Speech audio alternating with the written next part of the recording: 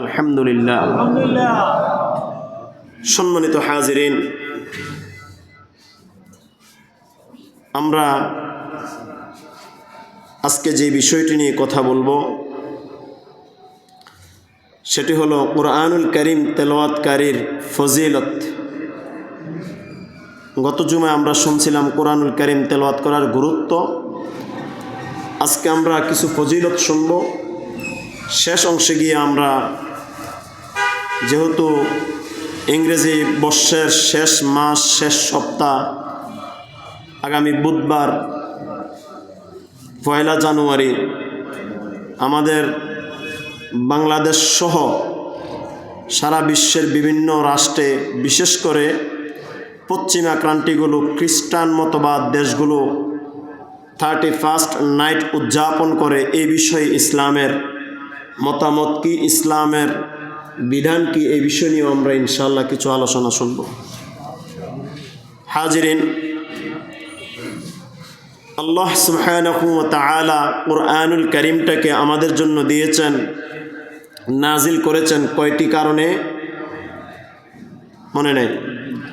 মৌলিক 7টি কারণে আল্লাহ পাক কুরআনুল কারীম নাজিল করেছেন। কয়টি মৌলিক কারণ? কয়টি? 1 নম্বর হলো ঈমান বিল কুরআন, ঈমান বিল। 2 নম্বর তেলাওয়াত বিল কুরআন। 3 নম্বর ইলমু বিল কুরআন। 4 নম্বর আমালু বিল কুরআন।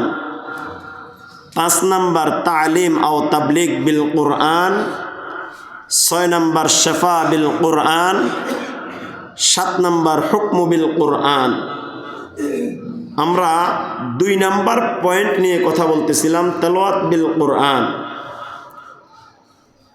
আল্লাহর হাবিব নূর নবীজি মুহাম্মদুর রাসূলুল্লাহ সাল্লাল্লাহু আলাইহি ওয়াসাল্লাম হাদিস শরীফে ইরশাদ করেন, যারা কুরআনুল কারীম তেলাওয়াত করে, বুকে ধারণ করে, বাহন করে, কুরআন অনুযায়ী নিজের জীবন গঠন করে, প্রকৃত কুরআন ওয়ালারাই হলো আল্লাহ ওয়ালা। বলেন না সুবহানাল্লাহ। প্রকৃত কুরআন ওয়ালারাই আল্লাহ ওয়ালা। আল্লাহর হাবিব সাল্লাল্লাহু আলাইহি ওয়াসাল্লাম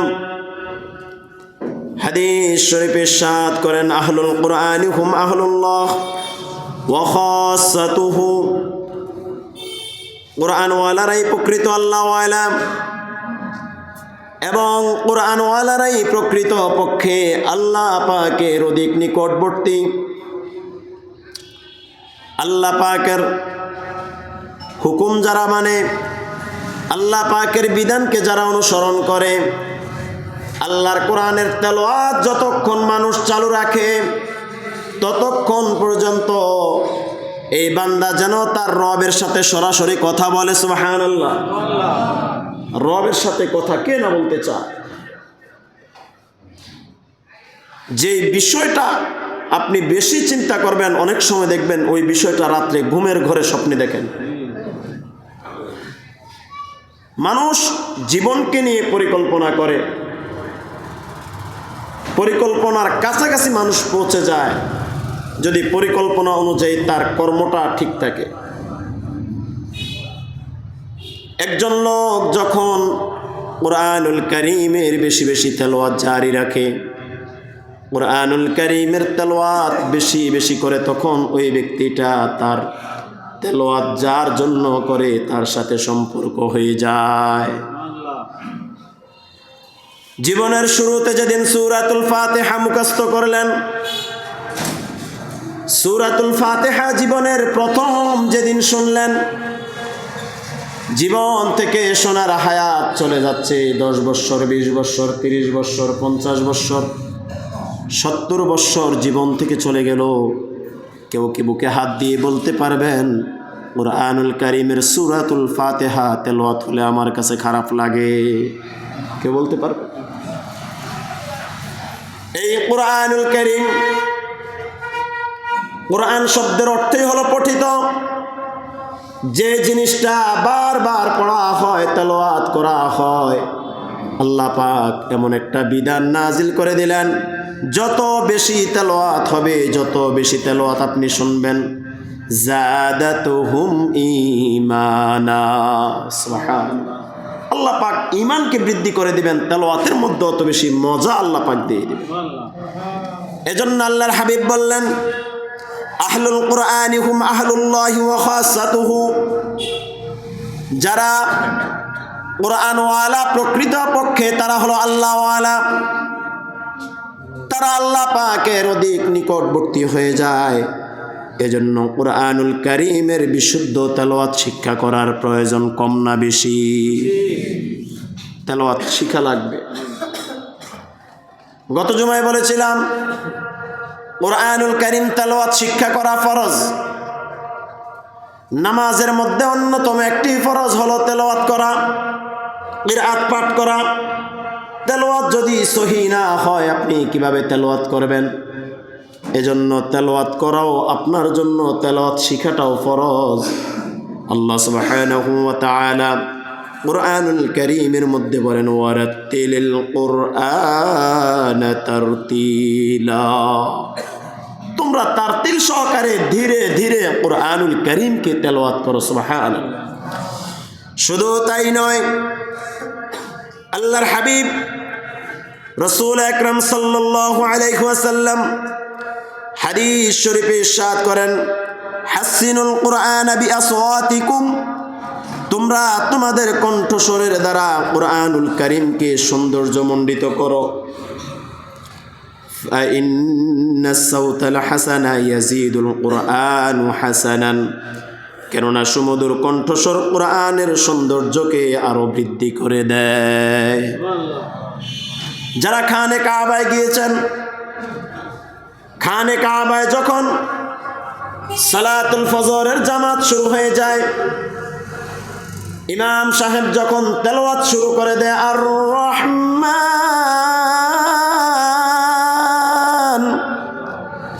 আল্লামাল কুরআন খালাকাল ইনসান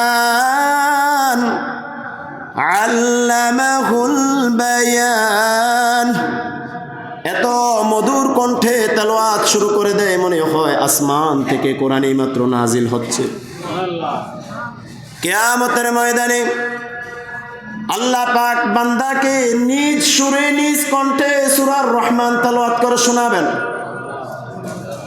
এবার দেখেন সূরার রহমানের কত মর্যাদা। আল্লাহর পেয়ারা বান্দারা তখন আল্লাহ পাকের জবান থেকে তার কালামের তেলাওয়াত শুনে সন্তুষ্ট হয়ে যাবেন জান্নাতের মধ্যে। বলেন সুবহানাল্লাহ। এজন্য কুরআনুল কারীম তেলাওয়াত শিখা আমার জন্য, আপনার জন্য ফরজ। হাদিস শরীফে আল্লাহর হাবিব বলেন, পৃথিবীতে দুইটা জিনিসের সাথে প্রতিযোগিতা করা জায়েজ।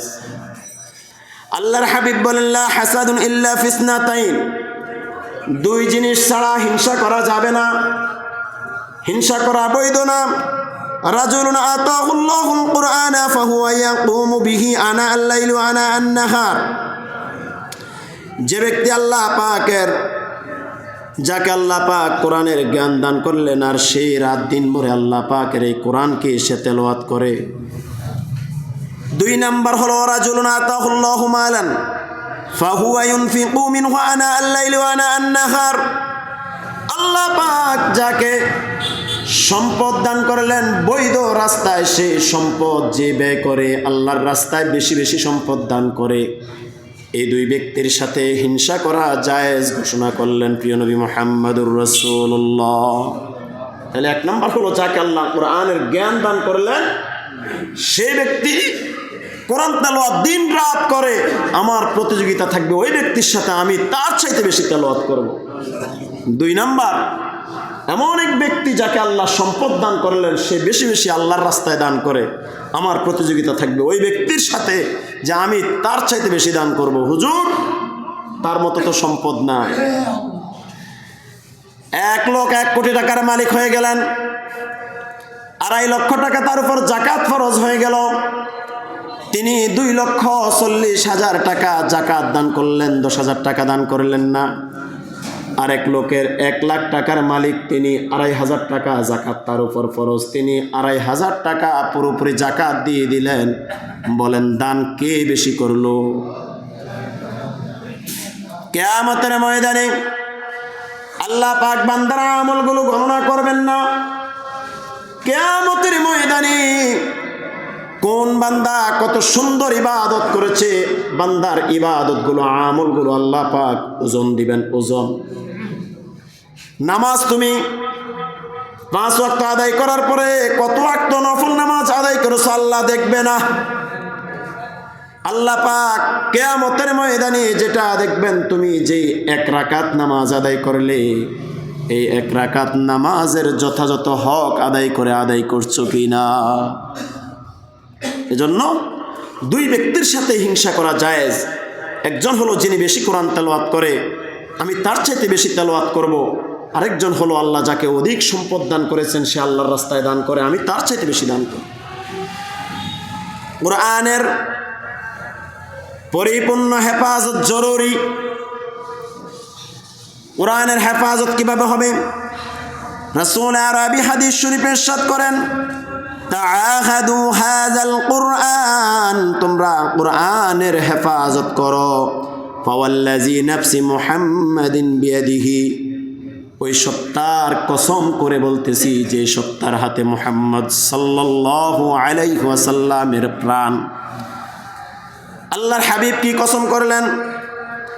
লাহু আশাদ্দু তাফাল্লুতান মিনাল ইবলি ফি উকুলিহা, একজন ব্যক্তি যখন কুরআনুল কারীম মুখস্থ করে, মুখস্থ করার পর তার ভুলে যাওয়াটা এত সহজ।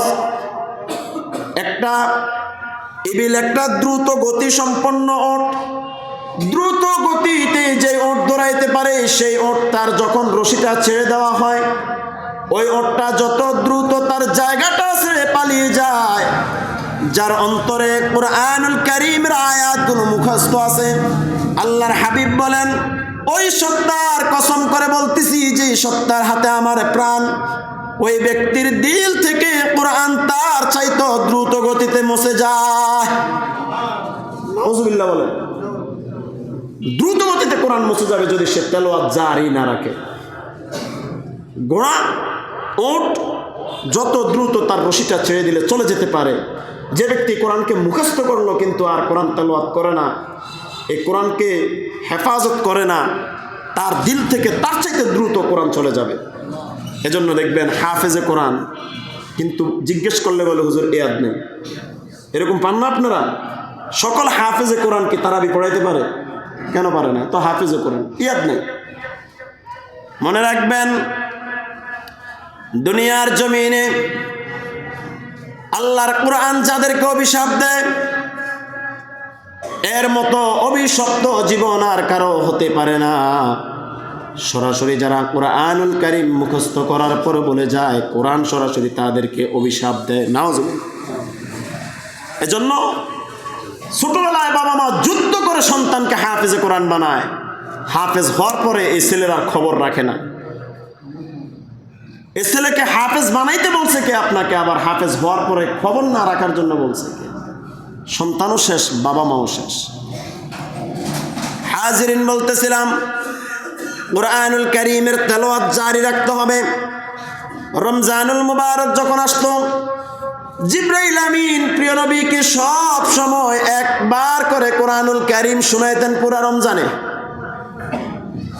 আল্লাহর হাবিব জীবনের শেষ পর্যায়ে যখন অসুস্থ হয়ে গেলেন, যে বছর তিনি মৃত্যুবরণ করলেন, দুনিয়া থেকে বিদায় নিলেন, রাসূল আরবির সঙ্গে রাসূলুল্লাহ সাল্লাল্লাহু আলাইহি ওয়াসাল্লামের সঙ্গে হযরতে জিবরাইল আমিন 2 বার কোরআন তেলাওয়াত করলেন। প্রতি বছর তিনি একবার শুনাইতেন জিবরাইল আমিন, কিন্তু ওই বছর জিবরাইল আমিন 2 বার রাসূলকে শুনাইতেন। এজন্য হাজিরিন, রমজানুল মুবারক যখন আসবে তখন আমাদের তেলাওয়াত কি কমবে না বাড়বে? অন্যান্য সময় যেভাবে আমরা তেলাওয়াত করি তার চাইতে কয়েক গুণ বেশি বেড়ে যাবে। কুরআনুল কারীম সর্বনিম্ন কতদিনে কুরআনুল কারীম আপনি খতম করবেন একটা সীমানা দিয়ে দেওয়া হয়েছে। যদি কেউ মনে করে আমি একদিনে কোরআনুল কারীম তেলাওয়াত করে শেষ করে দিব, এটা তার জন্য উত্তম হবে না। কমপক্ষে 7 দিনে কোরআনুল কারীম খতম করবেন। কয় দিনে? কিভাবে?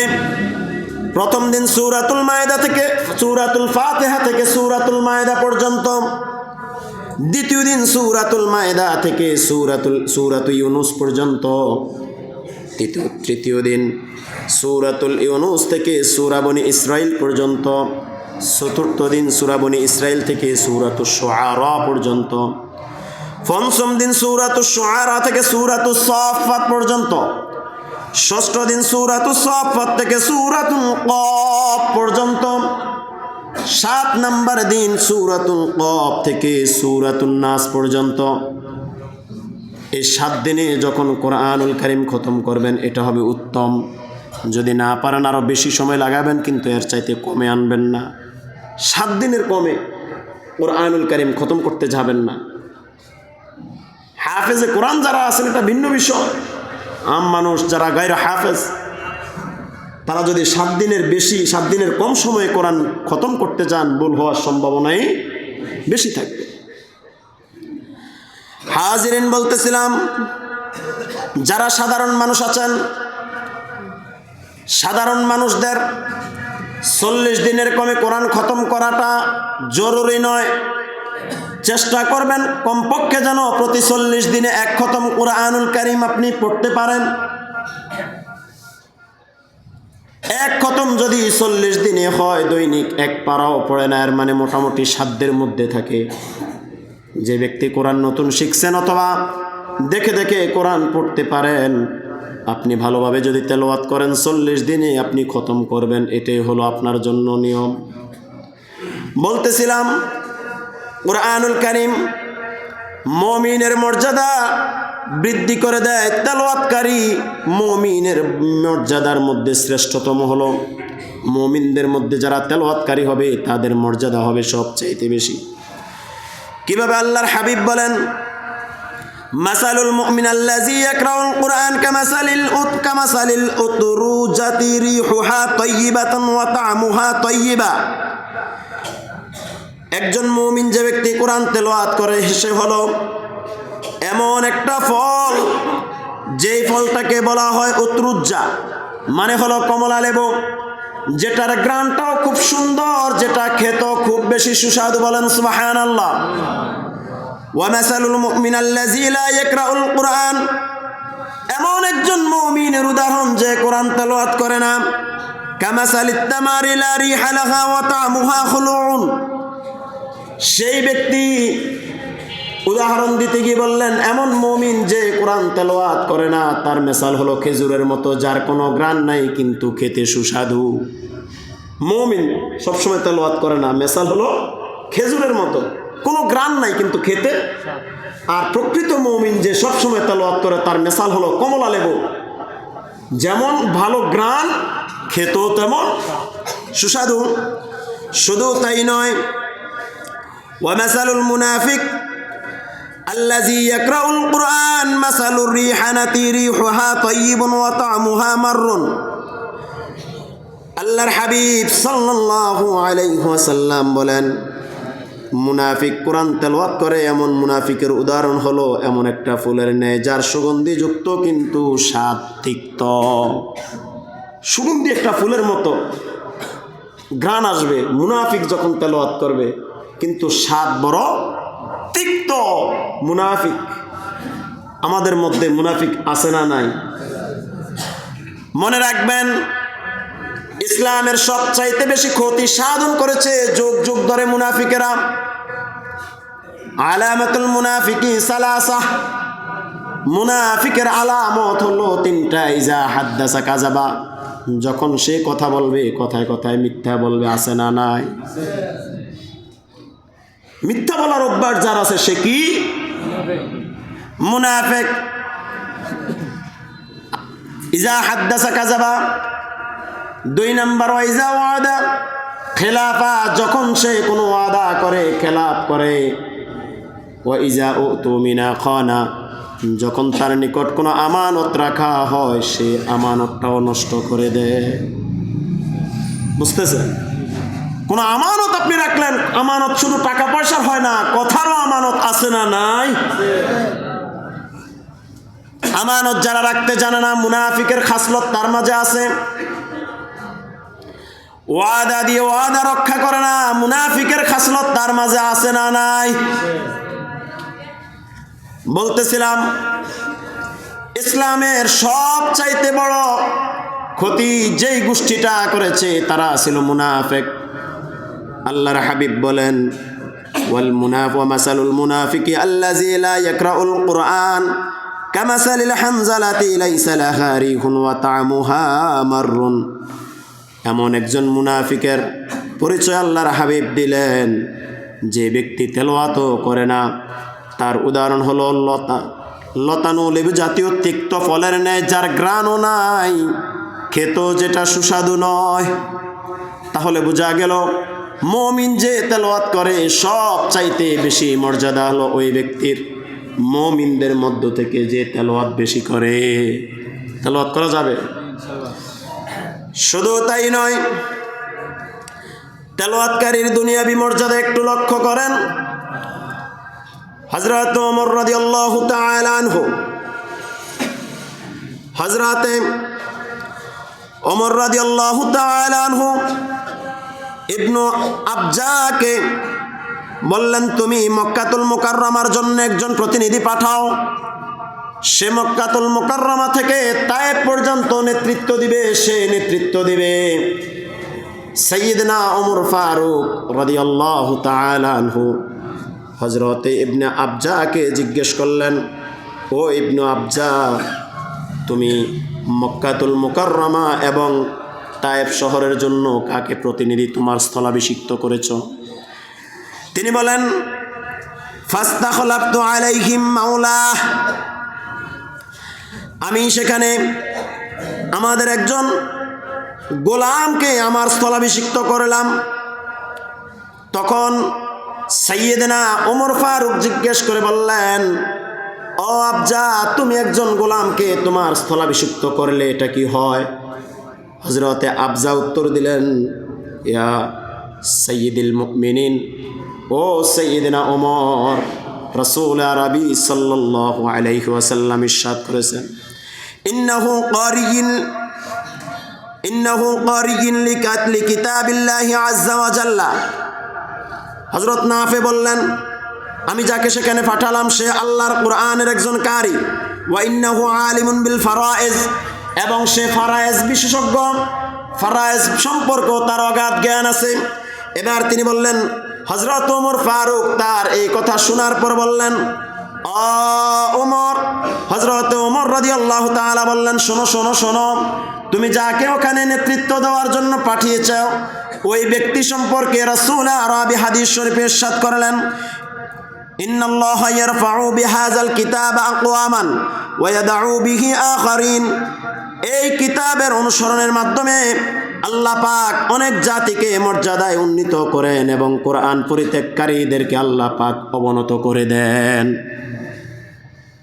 একজন আজাদকৃত গোলাম সে নেতৃত্ব দিবে মক্কাতুল মুকাররমা থেকে তায়েফ পর্যন্ত। তো সে মর্যাদা কিভাবে পেল? কারণ সে ছিল ক্বারি। ইন্নাহু ক্বারিয়ু লিকিতাবিল্লাহি আযজা ওয়া জাল্লা, সে ছিল আল্লাহর কিতাবের একজন কারি। এবং সে কি ছিল? ওয়া ইন্নাহু আলিমুন বিল ফারায়েজ, সে ফারায়েজ শাস্ত্রের একজন আলেম ছিল। এজন্য কুরআনুল কারীম এত মর্যাদাবান একটা জিনিস, এত গুরুত্বপূর্ণ মানব জীবনের জন্য। কোরআন এত দামি, কোরআন এত দামি, এই কোরআনের সাথে যে একবার লেগেছে সে দামি হয়ে গেছে। একটু গভীর মনোযোগ। বাসার মধ্যে যারা কাঠের চেয়ার ব্যবহার করেন, যেই চেয়ার আপনি বসলেন ওই চেয়ার তো কাঠ দ্বারা তৈরি করা হলো, থাকে কোথায়? ওই কাঠের উপরে আমরা বসি, পাশার নিচে আমাদের কাঠ থাকে। একই কাঠ দ্বারা যদি রিয়াল বানানো হয়, সে রিয়ালের মধ্যে যখন কুরআনুল কারীমটা রেখে আমরা তেলাওয়াত করি, বলেন এই রিয়ালটা কি কেউ কখনো তার উপরে বসার দুঃসাহস দেখাবে? এই রিয়ালটাকে বুকে নেয়, চুমু খায়, অথচ ওই কাঠের মধ্যে জুতা নিয়েও ওঠে। বাসার মধ্যে ছোট বাচ্চা আছে তো আর চেয়ারের গুরুত্ব বসে না, জুতা নিয়ে চেয়ারের উপরে উঠে লাফালাফি করে। বলেন একই কাঠ কুরআনুল কারীমের সাথে সম্পর্ক হওয়ার কারণে আপনার আমার বুকে চলে আসে, চুমু খায়। আবার একই কাঠ দ্বারা চেয়ার বানানোর কারণে তার উপরে জুতা নিয়ে উঠে আমরা বসি। মর্যাদা কম না বেশি? কেন বাড়লো? কুরআনুল কারীমের সাথে লাগার কারণে। সাধারণ মানুষ যখন রাস্তা দিয়ে হেঁটে যায়, আবার একজন কোরআনে হাফেজ যখন হেঁটে যায়, বলেন কোরআনে হাফেজ ওয়ালার সাধারণ মানুষ ওয়ালাকে দুনিয়াবাসী কি এক চোখে দেখে? দুনিয়া তো মর্যাদা আছে না নাই? পার্থক্য কি একজনের সিনায় আল্লাহর কোরআন, আরেকজনের সিনায় কোরআন নাই? এজন্য আল্লাহ পাক দুনিয়া তো মর্যাদা দিলেন, কিয়ামতের ময়দানেও আল্লাহ পাক কোরআন ওয়ালাকেই মর্যাদা বেশি দিবেন। সুবহানাল্লাহ। শুধু তাই নয়, রাসূল আরবি বলেন এই কোরআনের এত মর্যাদা, মান ক্বারা হারফাম মিন কিতাবিল্লাহ, কুরআনুল কারীমের একটি হরফ যে তেলাওয়াত করলো, ফালাহু বিহি হাসানাতুন ওয়াল হাসানাতু বিআশরি আমসালিহা, তার জন্য একটি নেকি দেওয়া হবে, যেই নেকিটা 10 গুণ বৃদ্ধি করে দেওয়া হয়। লা আকুলু আলিফ লাম মিম হারফুন, রাসূল আরবি বলেন আমি এখানে আলিফ লাম মিম এটাকে একটা হরফ বলতেছি না, বাল আলিফুন হারফুন ওয়া লামুন হারফুন ওয়া মিমুন হারফুন। কয়টা হলো? 3টা হরফ হয়ে গেল। 10 দিয়ে গুণ দিলে 3 × 10 = 30টা নেকি। কয়টা নেকি? কমপক্ষে 30টা নেকি তাকে দেওয়া হয়। এজন্য কুরআনুল কারীম তেলাওয়াত করা আমার জন্য আপনার জন্য আবশ্যক কিনা? হাজিরিন, বলতেছিলাম আল্লাহর কোরআন যারা তেলাওয়াত করে, আল্লাহর কোরআন তেলাওয়াতকারীদের জন্য সুসংবাদ আছে না নাই? দেখেন কেমন সুসংবাদ। যারা কুরআনুল কারীমের তেলাওয়াত করে আল্লাহ পাক তাদের ঈমানকে মজবুত করেন, কিন্তু যারা তেলাওয়াত করে না, উদাসীন হয়ে যায়, আল্লাহর কোরআনের তেলাওয়াত যাদের বাসায় হয় না, ওই বাসাগুলো শয়তানের আখড়া হয়ে যায়, শয়তানের ঘর হয়ে যায়। আল্লাহর হাবিব বলেন ওমান ক্বারাআ ফি লাইলাতি মিআতা আয়াতি, প্রতি রাত যে ব্যক্তি আল্লাহ পাকের কিতাবের 100টি আয়াত তেলাওয়াত করে, কয় আয়াত? লাম ইয়াকতুব মিনাল গাফিলিন, ওই ব্যক্তিকে গাফেলদের তালিকায় না, তার নাম লেখা হবে না গাফেলদের তালিকায়। আও কুতিবা মিনাল কানিতিন, ওই ব্যক্তির নামটা বিনয়ীদের তালিকার সাথে লিপিবদ্ধ করে দেওয়া হবে, যিনি প্রতি রাত কমপক্ষে 100 আয়াত তেলাওয়াত করেন। শুধু তাই নয়, সময় খুবই কম। হাজিরিন, বলতেছিলাম কুরআনুল কারীম যিনি তেলাওয়াত করেন প্রতি হরফে কয় নেকি? এবার রাসূল আরবি ইরশাদ করেন মাসতামাআ কওমুন আলা যিকরিন ফাতাফাররাকু আনহু ইল্লা ক্বিলা লাহুম কুমু মাগফুরান লাকুম ক্বাদ বুদ্দিলাত সাইয়্যাতিকুম হাসানাহ। যখন কোনো জনসমষ্টি আল্লাহকে স্মরণ করার উদ্দেশ্যে একত্রিত হয়ে যায় অথবা পৃথক হয়, তখন তাদেরকে বলা হয় তোমরা পাপ থেকে ক্ষমাকৃত অবস্থায় দণ্ডায়মান হও, কেননা তোমাদের পাপকে পুণ্য দিয়ে পরিবর্তন করে দেওয়া হয়েছে। মাসতামাআ কওমুন আলা যিকরিন আয়াত তেলাওয়াতুল কোরআন, যখন মানুষ তেলাওয়াত বাড়ায়া দেয়, তেলাওয়াত করে, প্রতিটি হরফের বিনিময়ে আল্লাহ পাক 10টি করে নেকি দেন, এবং এক একটা হরফের বিনিময়ে আল্লাহ পাক এক একটা গুনাহ ক্ষমা করে দেন। শুধু এক একটি গুনাহ ক্ষমা করে দিয়ে শেষ নয়, প্রতিটি হরফের বিনিময়ে আল্লাহ পাক তার এক একটি গুনাহকে এক একটি পাপকে নেকি দ্বারা বদল করে দেয়। তেলাওয়াতের গুরুত্ব কম না বেশি? তেলাওয়াত করব তো ইনশাআল্লাহ। সম্মানিত হাজিরিন, কুরআনুল কারীম এই তেলাওয়াত মানুষের ঈমানকে তাজা রাখে, সচল রাখে। যেমন হাদিস শরীফে আল্লাহর হাবিব বলেন মান ক্বারাআ সূরাতুল কাহফি ফি ইয়াউমিল জুমআতি আদাআ লাহুন নূর মা বাইনাল জুমআতাইন, যদি জুমার দিন শুক্রবার দিন কেউ সূরাতুল কাহফ একবার তেলাওয়াত করে, তাহলে আগামী জুমা পর্যন্ত এই ব্যক্তির ঈমানটাকে আল্লাহ পাক ঈমানের জ্যোতি দ্বারা, নূর দ্বারা এই ঈমানটাকে আল্লাহ পাক বিকিরণ সৃষ্টি করে দেয়। বলে তার ঈমান এত বৃদ্ধি হলো কিভাবে? ফজরের শীত মানে না, মসজিদে চলে আসে, সে কোনো খারাপ কাজ করে না, অন্যায় কাজ করে না, কিভাবে দেখবেন? মূলে রয়েছে তার ঈমান তাজা, ঈমান শক্তি, ঈমানই শক্তি। ঈমানের শক্তিতে বলিয়ান যদি হতে পারেন, আশা করা যায় প্রকৃত মুমিন হয়ে দুনিয়া থেকে বিদায়। এজন্য তেলাওয়াতের কোনো, কুরআনুল কারীম তেলাওয়াতের কোনো বিকল্প আর পৃথিবীতে হতে পারে না। আল্লাহ সুবহানাহু ওয়া তাআলা এই কুরআনুল কারীম আমাদের উপর নাজিল করলেন, আমাদের জন্য তিনি তার প্রিয় হাবিবের উপর কুরআনুল কারীমকে নাজিল করলেন। আমরা এই ওয়াদা করি প্রতিনিয়ত আমরা কুরআনুল কারীমের কমপক্ষে একটি আয়াত হলো আমরা তেলাওয়াত করব। রাজি তো ইনশাআল্লাহ? অন্য একটা হাদিস দেখেন, সময় নাই, আল্লাহর হাবিব বলে যে ব্যক্তি প্রতিদিন মসজিদে এসে একটি বা দুইটি আয়াত কোরআনের তেলাওয়াত করে, এই একটি বা দুইটি আয়াত অথবা তার চাইতেও বেশি তেলাওয়াত করে, কিয়ামতের ময়দানে আল্লাহ পাক ওই বান্দাকে বলবে, যাও তুমি যেই পরিমাণ প্রতিনিয়ত কোরআনের আয়াত তেলাওয়াত করলে জান্নাতের মাকামের ওই পরিমাণ উপরে গিয়ে তুমি বসবাস শুরু করো। এক আয়াত তেলাওয়াত করছেন, জান্নাতের উঁচু মাকামের একটা ধাপ আপনি উপরে চলে যাবেন।